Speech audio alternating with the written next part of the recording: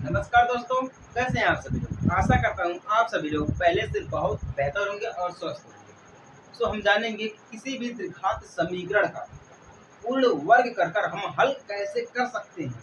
इस वीडियो में हम इसी के ऊपर बात करेंगे। ये फुल टॉपिक हमारा है, ठीक है।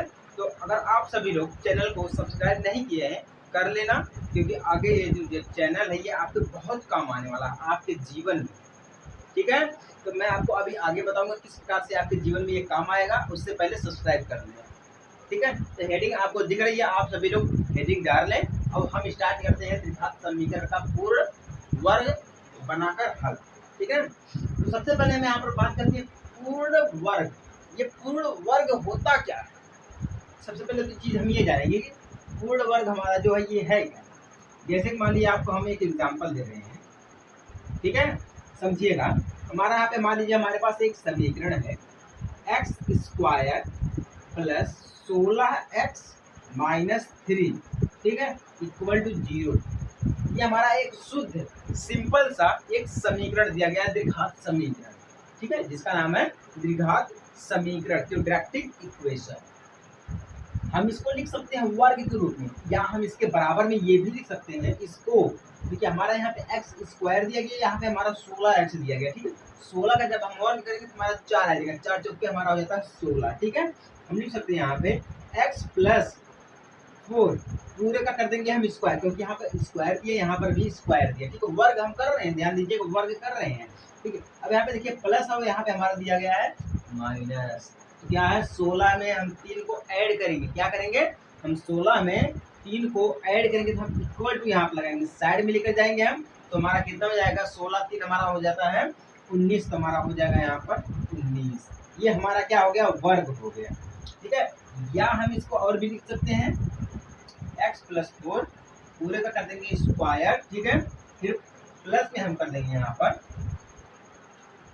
19, सॉरी माइनस कर देंगे हम 19, माइनस दिया गया तो माइनस हमारा हो जाएगा 19। या हम इसको ये भी लिख सकते हैं, या प्लस में भी कर सकते हैं, इसको हम आपको आगे समझाएंगे। ये तो हमारा छोटा सा पूर्ण वर्ग है, किसी भी द्विघात समीकरण को हम वर्ग में कन्वर्ट कर सकते हैं। तो ये आप छोटा सा एक एग्जाम्पल है, ठीक है। चलिए हम आपको एक सबसे जबरदस्त उदाहरण देते हैं और उसको हम हल करके दिखाते हैं। उदाहरण, ठीक है, बोर्ड पर दिख रहा है, यहाँ पे मैं समझा रहा हूँ आपको, स्क्रीन पे आपको दिख रहा है, आप वहां पर पढ़िएगा और समझिएगा, ठीक है। यहाँ पे दिया गया है सुनीता की 2 वर्ष पूर्व आयु वर्षों में तथा अब से 4 वर्ष उपरांत की आयु का गुणनफल उसकी वर्तमान आयु के 2 गुने से 1 अधिक है। 2 गुने से 1 अधिक है, तो उसकी वर्तमान आयु क्या होगी। इसकी वर्तमान आयु क्या होगी, स्क्रीन पर आपको दिख रहा है, मैं यहाँ समझा रहा हूँ, ठीक है। तो बोल रहा है मान लीजिए उसकी वर्तमान आयु, वर्तमान आयु किसका, सुनीता का, सुनीता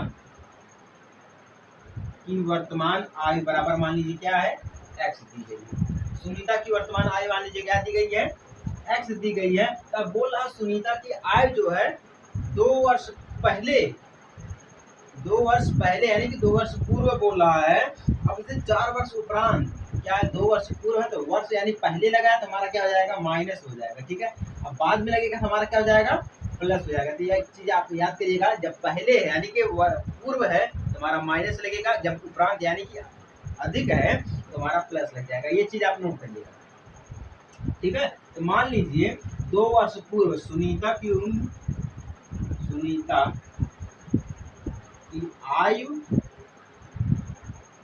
2 वर्ष पूर्व यानी कि कितना हो जाएगा, वर्ष पूर्व यानी कि हमारा उम्र कितनी है x है, तो 2 वर्ष पूर्व माइनस 2 हो जाएगा, कितना हो जाएगा -2 यानी कि x -2 हो जाएगा। ध्यान दीजिएगा, समझ में आएगा आपको किस प्रकार से हम फॉर्मूले को सेट करते हैं, ठीक है। या तो हम आपको डायरेक्ट पहले फॉर्मूला बता देते हैं।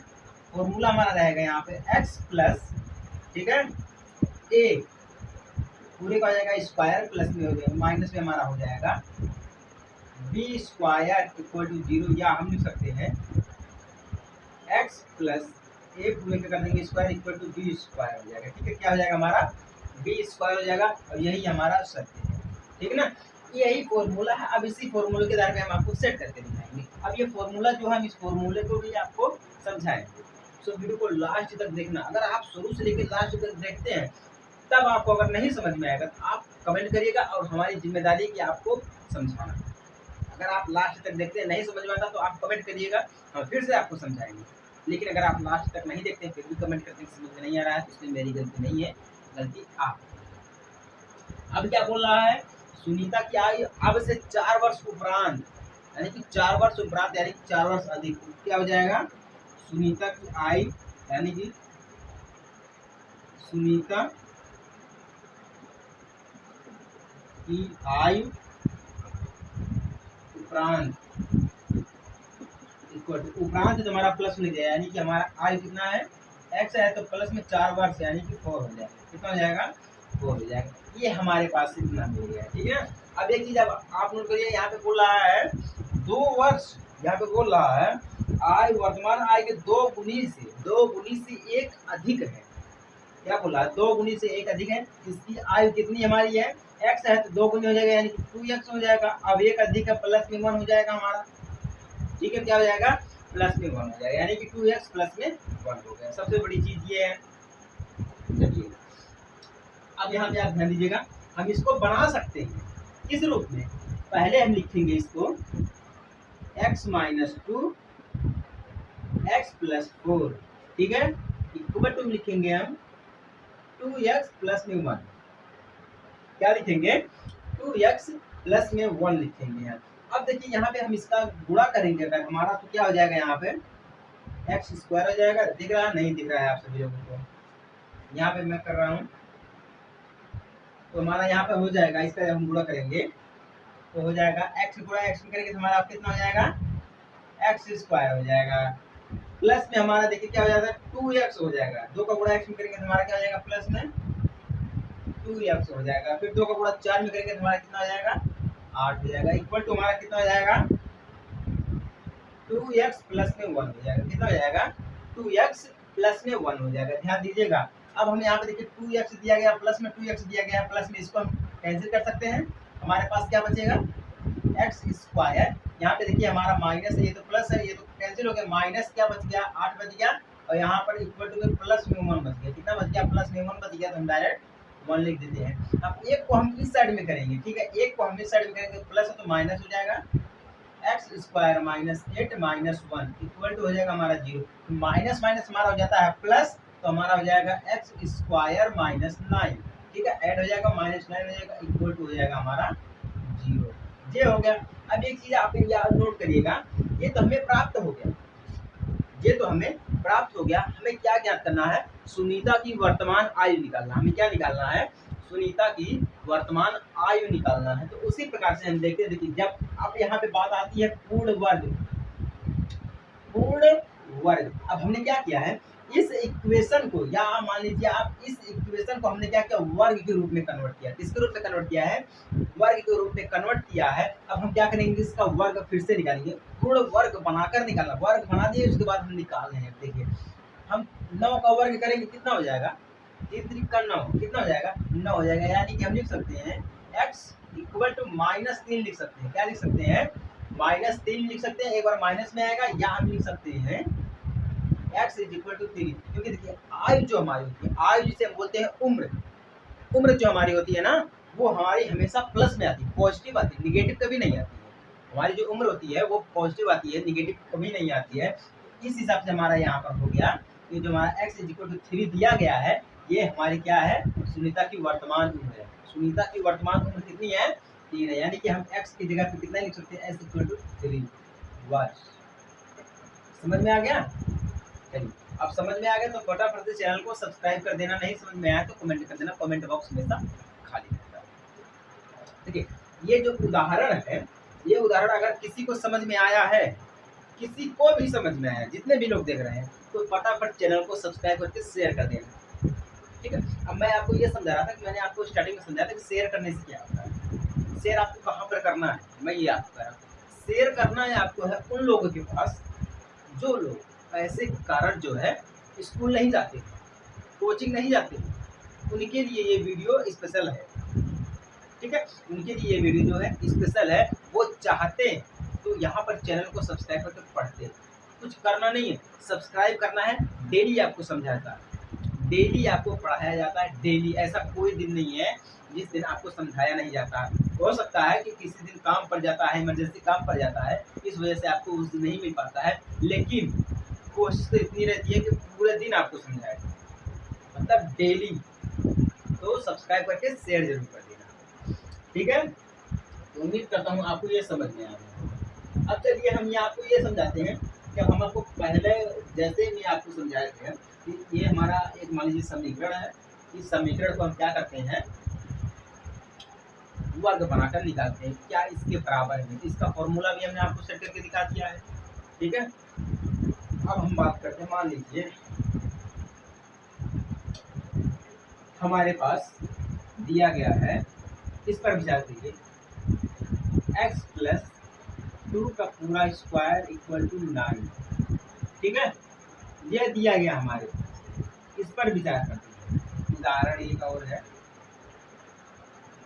देखिए उदाहरण जो है ना, यही जीवन को सफल बनाता है। उदाहरण ही जीवन को सफल बनाता है, अन्यथा और कुछ भी नहीं है।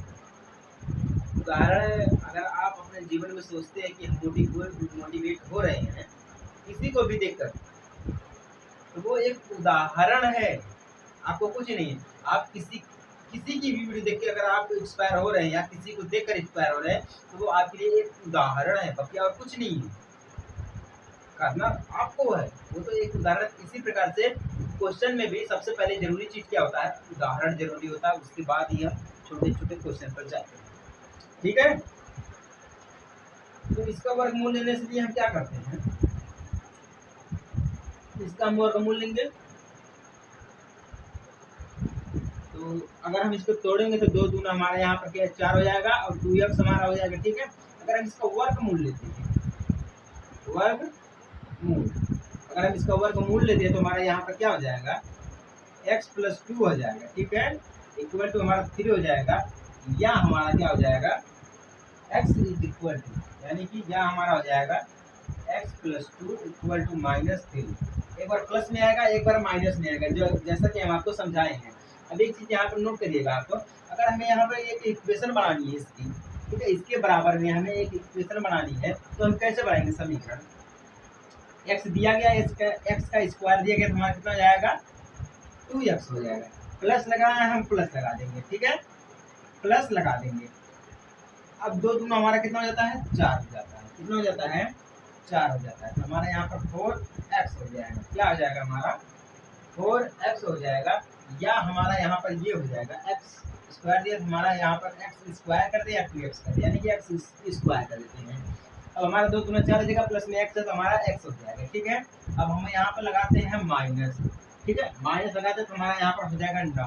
कितना हो जाएगा, 9 हो जाएगा, इक्वल टू हम कर सकते हैं 0। ये बन गया हमारा एक सिंपल सा समीकरण। क्या बन गया, हमारा एक सिंपल सा समीकरण बन गया है। समझ में आ गया आप सब लोगों को। देखिए ये हमारा शुद्ध समीकरण है, ये जो हमारा है एक शुद्ध समीकरण है, बाकी ये जो हमारा एक वर्ग है, क्या है, एक वर्ग है। इसका जब हम वर्ग करेंगे, हम किसका वर्ग, 9 का वर्ग करेंगे। इसका वर्ग करेंगे हम 9 का वर्ग करेंगे, तो एक बार हमारा 3 आएगा, या हम -3 भी लिख सकते हैं, लेकिन उम्र जो हमारी है वो पॉजिटिव आती है, तो इसलिए हमारा क्या हो जाएगा, 0 हो जाएगा, ठीक है। तो देखिए सबसे पहले हम बात यहाँ पर बता देते हैं, यहाँ पे इसका जो फॉर्मूला होता है वो इसी के अनुसार रखा गया है। आप इसको समझें, या आप x प्लस ए पूरे का स्क्वायर करके इक्वल टू में बी स्क्वायर समझे, ठीक है। क्या समझे, बी स्क्वायर समझे, या फिर समझे x प्लस ए पूरे का स्क्वायर, ठीक है, minus b square equal to 0, या आप ये समझे, ठीक है, या आप ये समझे या ये समझे, बिल्कुल सेम फॉर्मूला है, बिल्कुल सेम फॉर्मूला है। समझ में आ गया। इस फॉर्मूले को हम जिस प्रकार से मैं आपको उदाहरण जो है समझाए हैं, उसी उदाहरण के अनुसार हम ये कर सकते हैं। समझ में आ गया। चलिए आगे बढ़ते हैं। देखिए आगे बढ़ने से पहले मैं आपको एक चीज और समझा देना चाहता हूँ। जैसे कि मान लीजिए हमारे पास गुणनखंड करने का प्रयोग करते हैं। अगर मान लीजिए हम इसी इक्वेशन को गुणनखंड करने का प्रयोग करते हैं, कितना आएगा हमारा, गुणनखंड ही नहीं हो जाता है। ये संभव नहीं है अभी गुणनखंड, कैसे संभव, नहीं संभव है। लेकिन अगर अगर जहाँ पर गुणनखंड करने की विधि जब संभव नहीं हो पाती है तो हम क्या करते हैं, वहाँ पर है, वहाँ पर हम उसका वर्ग करके हम हल करते हैं। क्या करते हैं, वर्ग करके हम हल करते हैं। यही सबसे मेन जरूरी चीज है जो कि आपको समझाना है, ठीक है। इसके बाद क्या होता है, इसमें एक और फॉर्मूला है, ठीक है। इसमें जो है एक और फॉर्मूला है, वो फॉर्मूला मैं आपको अगले वीडियो में समझाऊंगा। क्यों अगले वीडियो में समझाऊंगा, क्योंकि इस मोबाइल में जो है पूरा फुल स्टोरेज भी नहीं है, और क्या होता है कि यहाँ पर लाइट भी हमेशा नहीं रहती, इस कारण जो है हमें यहाँ पर वीडियो को स्टॉप करना पड़ेगा। और ये इतना समझ लीजिए आप, इसी के जस्ट ये समझे, इसके बाद वाला जो वीडियो रहेगा वो इसी के ऊपर रहेगा। तो उसमें हम क्या करेंगे कि पूर्ण वर्ग बनाकर मूल ज्ञात कर सकते हैं। क्या करते हैं, मूल ज्ञात करते हैं, बिल्कुल उदाहरण, सब कुछ उदाहरण ही रहेगा, समझ लीजिए आप। थोड़ा सा इसमें से रहेगा तो सब कुछ उदाहरण, ठीक है। तो जहाँ पर हमें ये चीज दिखाए, जहाँ पर हमें गुणनखंड करने की विधि जो की है वहाँ पर प्रयोग नहीं हो पाती है, तो हम क्या करते हैं, वहाँ पर वर्ग करके उसको हल करते हैं। यही सबसे बेस्ट तरीका है, ठीक है। वर्ग इसी को बोलते हैं, पूर्ण वर्ग कर जो हमें हल किया जाता है वही हमारा होता है द्विघात समीकरण का पूर्ण वर्ग बनाकर हल। समझ में आ गया तो सब्सक्राइब, नहीं समझ में आया तो कमेंट। मिलते हैं हम आपसे अगले वीडियो में, तब तक के लिए जय हिंद, वंदे मातरम।